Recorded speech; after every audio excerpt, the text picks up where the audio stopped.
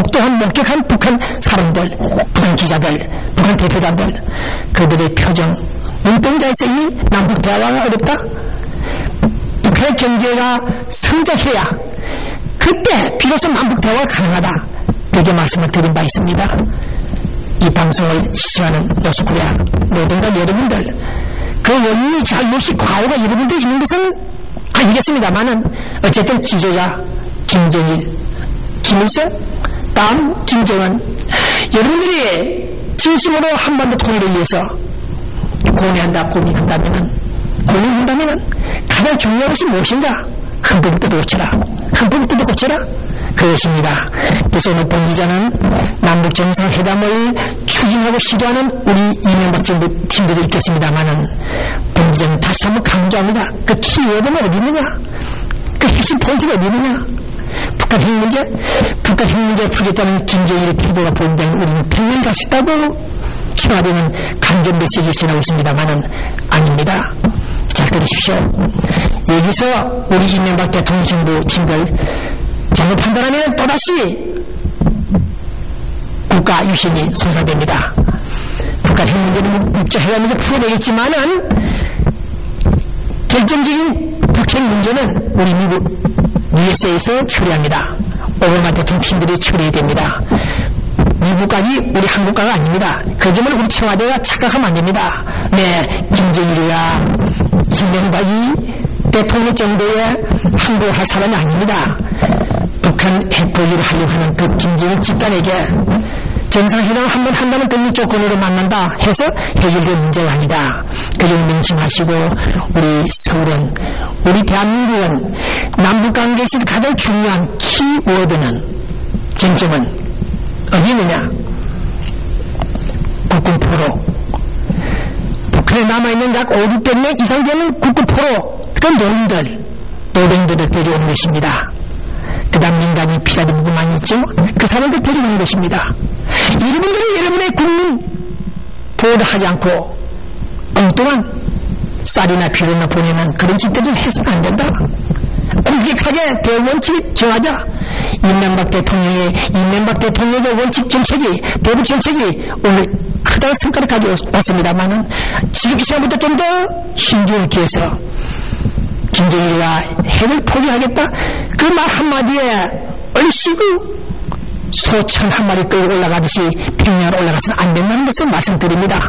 그렇기 때문에 오늘 이 시간 이 방송을 듣고 있는 노동당 여러분들이나 우리 청와대 여러분들, 남북 대화의 가장 중요한 쟁점은 국군포로다. 민간인 원상회복이다. 돌아오지 않는 다들 통해서 다시 내려오는 우리 국군포로를 맞이할 때 그때 비로소 남북 대화가 진행될 것이다. 지금 금강산 개성관광 재개하고 개성공단 활성화가 문제가 아니다. 그 점을 유념해 주길 바랍니다. 우리 남북정상회담 그 이슈, 그것은 핵 문제가 아니다는 걸 다시 말씀을 드리면서, 그 다음 우리 박근혜 차기 대통령 후보자입니까? 여론 좋습니다. 우리 미국 LA 교민들도 박근혜 씨를 지지하는 분들이 많다. 한국일보에서 보도를 하고 있습니다만은 본 기자가 세종시 원한 고수를 하고 있는 우리 박근혜 씨에게 당부하고자 합니다. 네, 다른 점은 다 칭찬받을 만한데 이 세종시 문제만은 물론 원칙을 주장하고 감정선 이해가 되겠는데 여기서 판단을 잘 하셔야 됩니다. 탄력적인 해석이 필요하다는 것. 정치인들이 대선 후보자들이 공언했던, 약속했던 세종시 건설은 인정한다. 그러나 지금 와서 다시 한번 재검토해볼 때 그것은 낭비다. 국력 소모다. 어떻게 해야 수도가 분할이 되고 분할이 못 되고 수도 이전이 안 되니까 이전에 행정도시 건설, 이런 사기성 변칙을 하면서 시도하는 이 세종시 문제는 우리 박근혜 씨가 더욱 나서서 아니다, 잘 판단했다. 그 원칙은 우리가 인정하고 싶지만은, 그러나 행정도시가 두 개를 분할되고 공무원들이 충남에 갔다가 서울에 올라왔다가 내려가고 올라가면 일주일에 한두 번씩 하는 그런 소모적인 행정은 비효율적이다. 그 점을 인식해야 됩니다. 우리 박근혜 씨가 그것을 모르고 계속 주장한다면은 물론 충청도 표는 나오겠죠 앞으로. 그러나 경기도 서울 표는 나오지 않습니다. 표를 계산하더라도 충남 시민들에게 마음을 주는 그 박근혜 씨 태도는 가상하나 국가 100년 되기 이전에 국가적 차원에서 볼 때 수도가 분할되고 중요한 행정도시가 충남으로 내려간다는 것, 그것은 바람직하지 않다. 그래서 박근혜의 소위 자충수와 이용하다, 그렇게 지적한 바입니다. 자, 그 다음 박정희 대통령 시사건 1979년 10월 26일 궁정동에서 세상을 떠난 박정희 대통령, 심수봉 여자 가수의 가슴에 안겨 피가 흘리며 세상을 떠나버린 박정희 대통령. 본인이 그 당시 고시 준비한다고 상상을 해낼 때, 새말로를 들으면서 공부를 할 때 박정희 대통령을 좋아했습니다. 그랬는데 김재규 군의 선배인 후보군 간에 자신의 신복으로부터서 총에 맞아 죽은 박정희 대통령. 그 후 그들은 사형이 집행된 것으로 알고 있었습니다. 그 이듬해 81년도에 본지자가 미국 뉴저지가 아닌 LA에 왔습니다. LA에 뭐 하나님의 계시가 아닌지 모르겠습니다만 그때 우리 LA에서 활동하는 친북한 언론인 운동권 본기자는 그 사람 사람이 상당히 좋아하는 사람인데 이름은 노길남 씨. 네, 그분이 그런 말을 했습니다. 제게 김재규가 사형 집행을 당하지 않고 미국에 왔다는 말이 있는데 사실이냐? 그런 소문을 말을 들은 적이 있느냐 물었습니다. 본기자는 기가 찼습니다.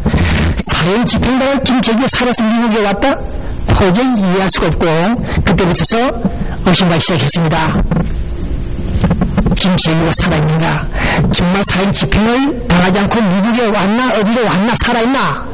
그 점에 대해서 탐문을 했으나 알 길이 없었습니다. 그러나 2년 전에 최종 확인 안 했습니다만 김재규 사형 집행하는 그 현장에 있었던 우리 LA 목사님 한 분, 음악 목사입니다만 그분이 그 당시 사형 집행관으로서 입회했다고 합니다. 이 선호동동 살인범들은 집행이 됐으나 김재규는 살아서 앰뷸런스를 타고 나갔다. 내보냈다. 그 관속에 눕혔다.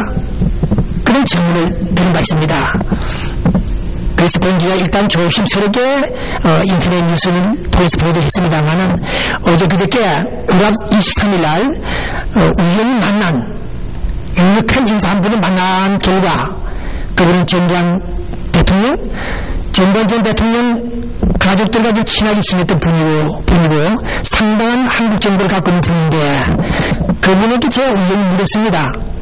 회장님 김재규가 박정희 대통령을 죽인 살해한 김재규가 사형 집행을 당하지 않고 북쪽인가 어디든가 왔다고 하는데 사실입니까? 라고 물었더니 그분이 난 모르는 일이다 그렇게 말씀해줬는데 저를 믿고 말을 했습니다.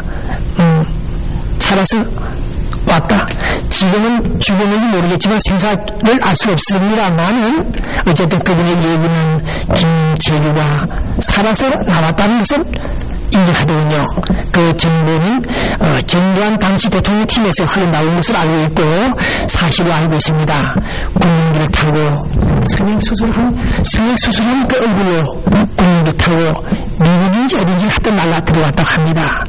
그래서 LA는 서영 목사님 같은 분들은 김재규를 봤다는 그런 사람들 좀 있다는 얘기를 하는데 그건 확인할 수 없습니다만 어쨌든 간에 본기자 오늘 중요한 뉴스에 초점은 미국 카터 정부가 그 당시에 왜 박정희 대통령을 끝까지 설득하지 못하고 죽였느냐? 원격 조정해서 죽였느냐? 인권 문제를 통해서 박정희 대통령을 압박을 가했던 카터 인권 대통령 두 마리의 토끼를 잡으려고 뛰는 그 박정희 대통령의 심정 헤아리지 못한